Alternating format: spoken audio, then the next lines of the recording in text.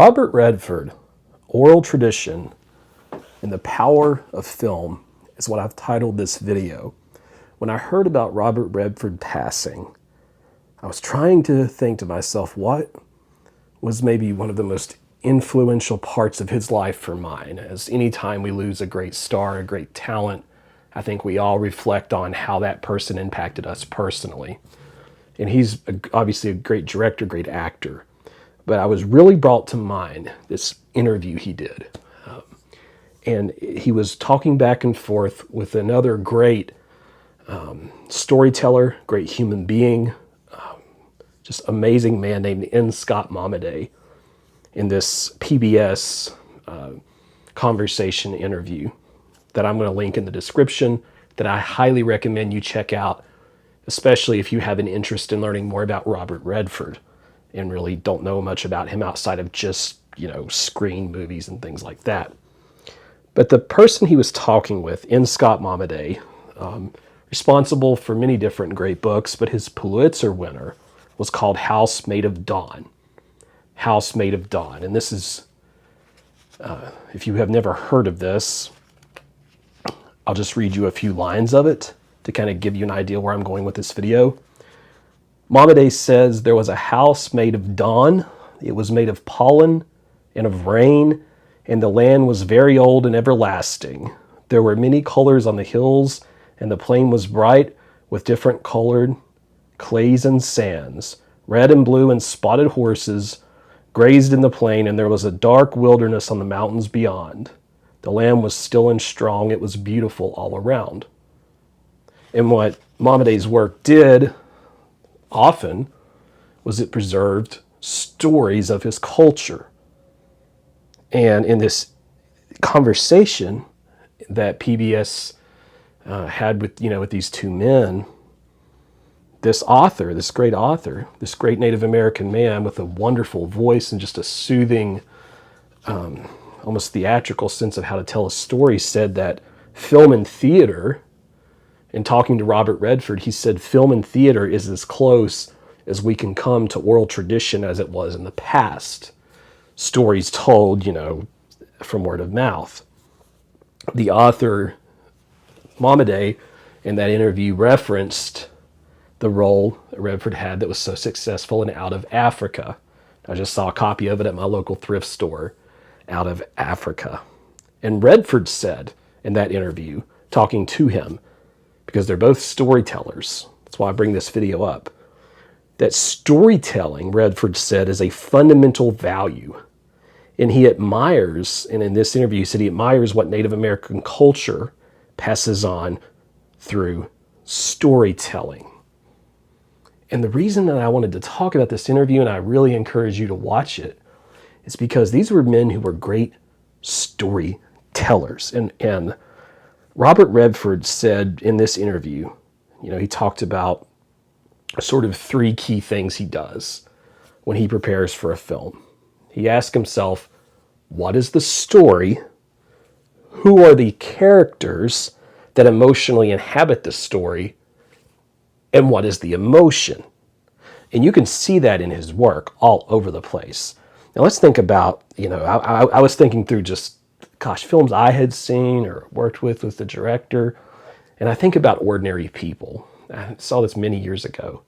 And Ordinary People is something that now, because it did so well at the Oscars, now people are like, well, it's not as good as Raging Bull from the same year, The Shining, or, The Empire Strikes Back, Star Wars. But really, it is a great film, and I think that it's a victim of its own success, for example, with him as a director.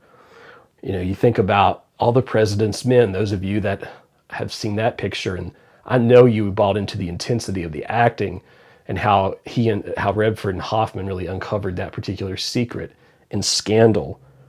And those stories that I'm talking about live on forever now because they were put to film. And so what this interview is getting at, and what I'm getting at, is that whether we're telling stories through word of mouth, or, Momaday talks about seeing cave paintings, which reminded me a lot of Cave of Forgotten Dreams, the Herzog picture. That can tell a story, or whether we're talking about a film or a book or whatever it is we're talking about with the human experience. This is important that this information and that these stories live on. And I think Robert Redford, having such reverence for a great writer, I think he demonstrated why he was such a good actor and director and was so accomplished, and why he was Academy Award winning, and why he has lived on through so many different kinds of roles. And now I have the great pleasure of, going through his filmography. And really, this is why I have my own channel, is exactly what these two gentlemen were talking about in this interview. I love collecting old movies, especially if they've been forgotten or if the average person doesn't know about them. Right now, I'm looking directly at my shelf and I see Psycho, I see Kickboxer, I see Friday the 13th, and I see the Blair Witch Project and a bunch of others. And these are all stories that at one point or another have had a place in my life and have influenced me. And if I look to my left, I can see these Criterion films. Some of them may be a tad more sophisticated than Friday the 13th, right? And they have had so much impact on me as a person. And those stories that are told year after year. And Robert Redford was so good at understanding that, and his performances really conveyed that for me when I have watched him. I was looking at a trailer for his movie about the Appalachian Trail with Nick Nolte, and I wanted to see that because how many times have I been on a hike with my wife and we've been walking around telling our own stories to each other, and I look forward to seeing that film so that I can see Nick Nolte and Robert Redford sharing their stories in that film. The point I'm making is that film is so valuable and powerful because it preserves the stories and the oral tradition of great actors and directors like Robert Redford, like David Lynch, like Shelley Duvall, all these people I've mentioned on the channel who were greats who have passed away. And we get to keep those stories with us for as long as we can preserve the films and the projects they worked on. So I encourage you to watch that interview. I encourage you to read from this author because he did have an impact on Robert Redford. In Scott Momaday, The Way to Rainy Mountain is another good book. The Way to Rainy Mountain. That's the Rainy Mountain that he was talking about in that book is near the Wichita Mountain Wildlife Refuge. If you ever get to go by there in Oklahoma, I'll go by there all the time whenever I travel from like Tennessee to New Mexico. And Momaday, he worked, I think, in New Mexico and Arizona and so forth. So I encourage that, especially those of you that like Westerns, like with Robert Redford. You can kind of see how all these things connect. But if you liked the video today, if you found this to be helpful, or if this made you want to go back and maybe pursue once again your passion for storytelling or physical media or movies, if you could do me a favor and click that thumbs up button, I would appreciate it. And in the comments, I am going down a Robert Redford road of movies, and I'm very excited to do that. And I have seen less of him than I have a lot of famous actors. So what I wanted you to do, if you could, is tell me, what should I be watching? I've got a list, but I want to hear from you all in the comments what films from Robert Redford you have enjoyed.